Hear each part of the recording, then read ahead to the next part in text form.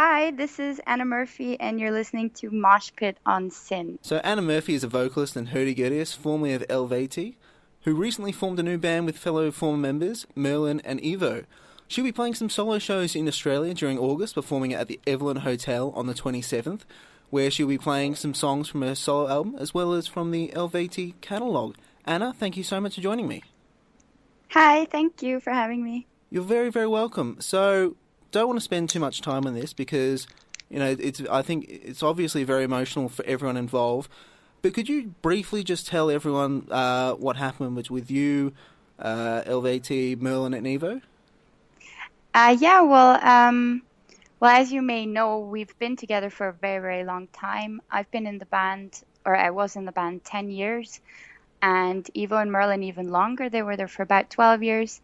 And we're a lot of people, we're 8 people, and you can imagine that there can be tension when there's so many people involved, and if it's kind of like a family relationship. And well, I can just give you the facts out straight. Merlin was dismissed from the band, and this was done without Evo or my consultation. We didn't know that the band was planning this. They just kind of told us this is how it is, full stop. And so Evo and I decided to leave the band because we didn't feel that this decision was made correctly, and we also didn't approve of the decision.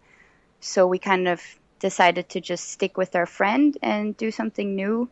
Sometimes it's good to just listen to your gut feeling, even though it's hard for everybody. So yeah, that's basically it. Yeah, I totally agree with that. I spoke to the other side, but I spoke to Kriegel very soon after it happens, and you don't want to interfere with anything that's happened between you guys. But yeah, he sounded very broken up, so it's very hard on everyone. But let's move off that. We'll talk a little bit about your new project a little bit later. But first, your solo shows. Yeah? You're coming to Australia. Now, talk a little bit about this, because it sounds like there's a really interesting combination of different things you're going to be doing. Yeah, this is going to be a very eclectic show. So I hope I don't just confuse the shit out of everybody who comes. But we're going to obviously play my solo material, which is already in itself. The album is very eclectic. There's lots of different types of songs. And we'll even go as far as changing some of the songs to harsher metal versions.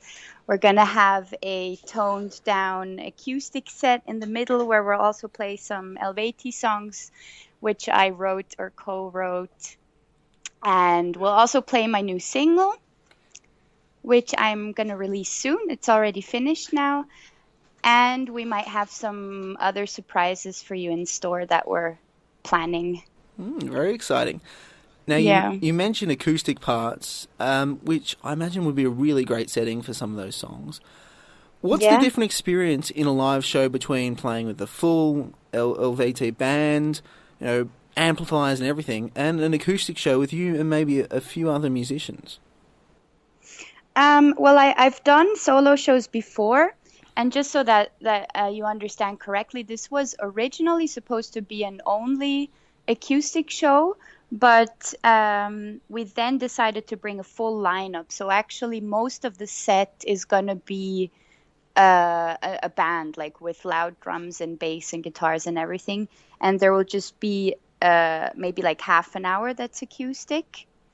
But still, I mean, of course, it's not going to be a metal band. So in general, it's going to be more toned down, maybe a bit more personal, and that's what I like about performing with my solo project. That it's just very different. I like to see it more as like a living room kind of atmosphere where people just hang out and have a good time.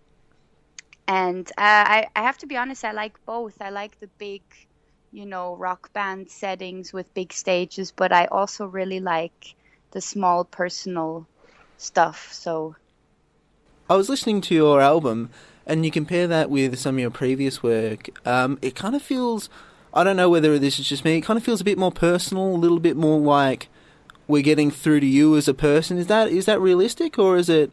Yeah, that's absolutely it. Yeah. how was it writing something which is a bit more personal as opposed to writing for someone else's project and something which is very much sort of set in the way it's talks about certain themes, certain concepts, certain ideas?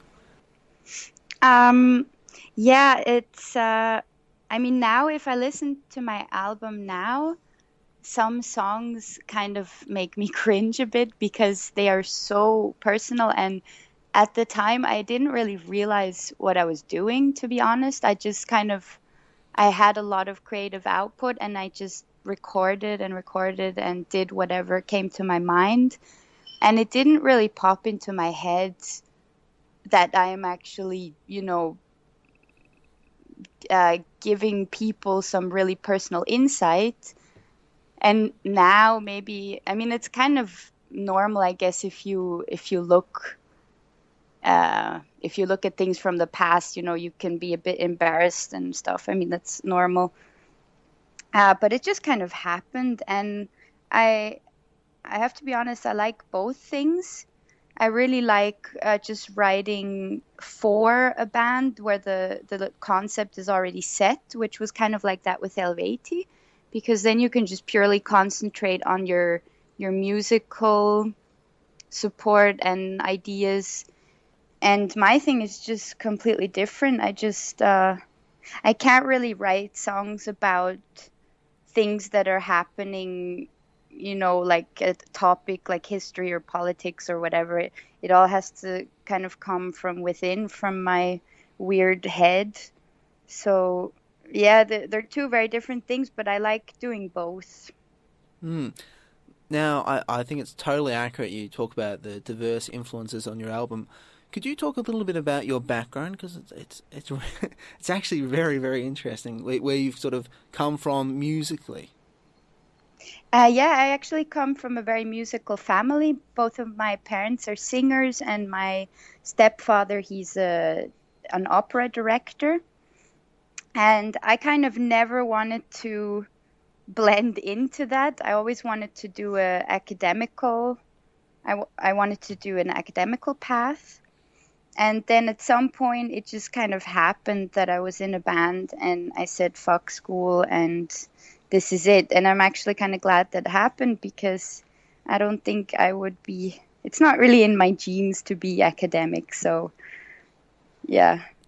Now, you play the hurdy-gurdy, I think somewhat famously, to be honest. I think possibly one of the Yeah, world's most famous there's not many people. hurdy-gurdyists. Talk a little bit Yeah. about what the hurdy-gurdy is, because especially from a place like Australia, where we kind of don't have that knowledge necessarily of the European folk instruments, talk a little bit about what it is and even what drew you to it as well.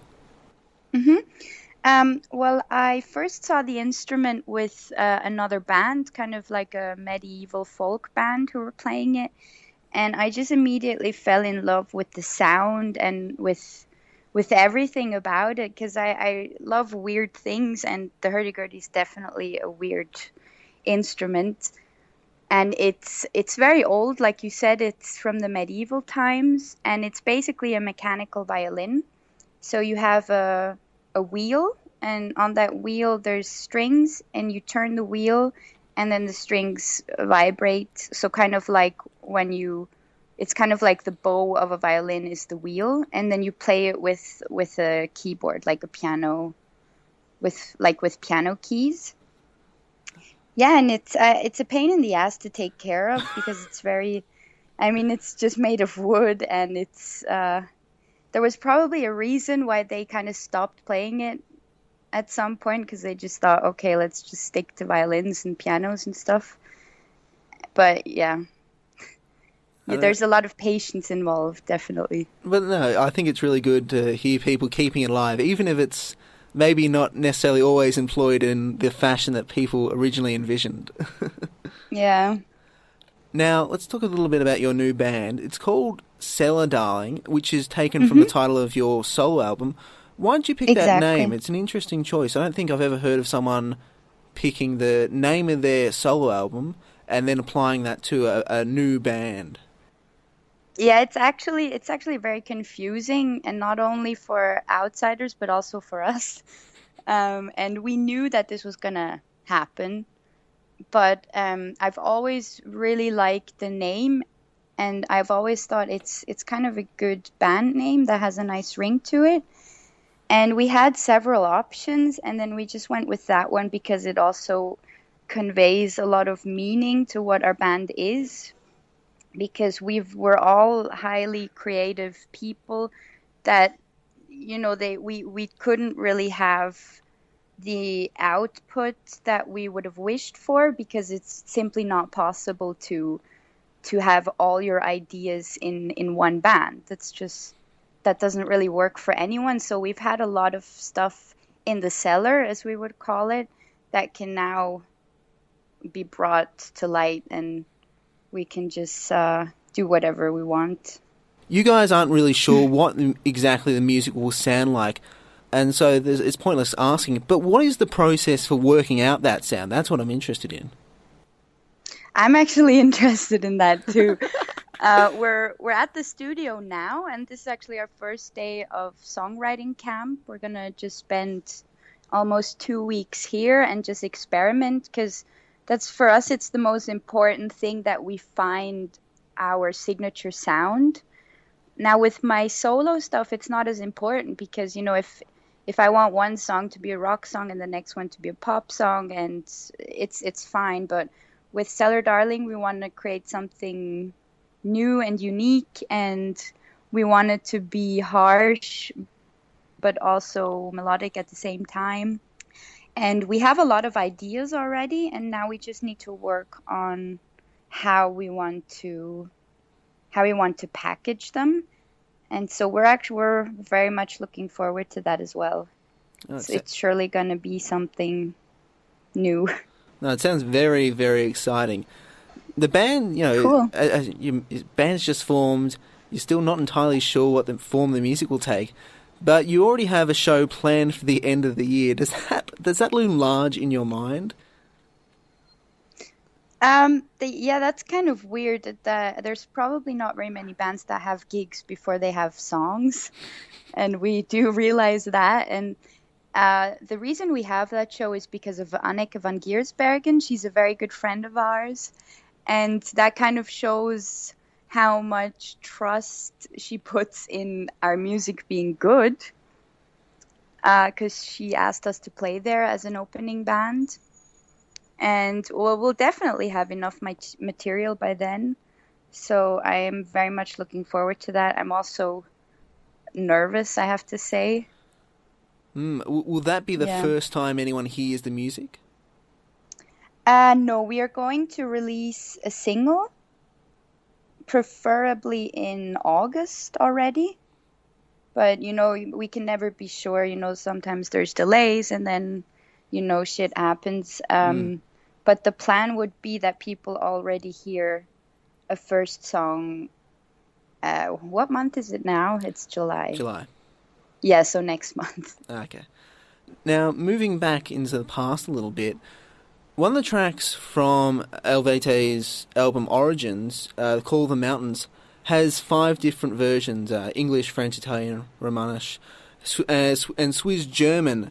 And one of the things my brother wanted to know, who's a very, very big fan, he was interested in how you maintain the beat and flow when you're making a song that's in 5 different languages. I have no idea, actually. I guess it's kind of easy with French and with Italian, because they're very musical languages. There's a lot of, how do you say it, vocals? The A-E-I-O-U. What's that in English? There's consonants, and then there's... I don't know. I'm having difficulty spelling. Yeah, just that. Oh, vowels, sorry. It's yeah. Oh, yeah, vowels, yeah. It's so they're very musical languages, so it's not that hard to make them sound good. With Swiss, I was actually very surprised that it sounded so good, because Swiss is kind of weird sounding, and it has a lot of throaty, disgusting noises. But I guess you have to give a lot of credit to the people who translated the lyrics, because they they probably put a lot of work into looking for words that sound well when they're sung without changing the meaning. So I guess there's that credit goes to the translators. So in another question related to Eluveitie, but about you, in the album Evocation, you really took up a much bigger role in terms of handling the vocals. How was that experience? It was very cool. At the time, I wasn't a very experienced vocalist yet, and I was very young. And I guess a lot of people can hear the difference a lot. But I think it's kind of cool. I think that's what kind of makes music an interesting thing, to hear the developments and the progress that musicians make. So even if I could probably sing that stuff 10 times better now, I'm still kind of proud of it. It has a kind of charm to it, I guess, by being a bit, how do you say it? Rough? Yeah, exactly. It's a bit rough, yeah. Final question. Yeah. You have had and do have a number of other bands which you contribute to in some fashion. Firstly, how do you keep up with all that? And secondly, I understand that a new album for Eluveitie is complete. Is that correct? It is, yes. I am actually almost done with mixing, so it's going to be mastered any day now. And if you ask me how I handle all of that, I don't really, because I have way too much stuff to do, and I have a lot of night shifts, and then come periods where I get close to a burnout, and then I just go mental. But that's kind of what drives me as well. I need chaos and stuff to do. So it's not like I'm doing everything at the same time. I always have to kind of prioritize things, and with Eluveitie, it's really about time that this gets released, because I'm actually very, very excited for that album. So yeah, any day now. We've got lots to look forward to from you. Yeah. Anna Murphy will be playing solo shows in August, performing at the Evelyn Hotel on the 27th. She's also working on the new band Cellar Darling with Merlin Evo. Anna, thank you so much for joining me. Thank you very much.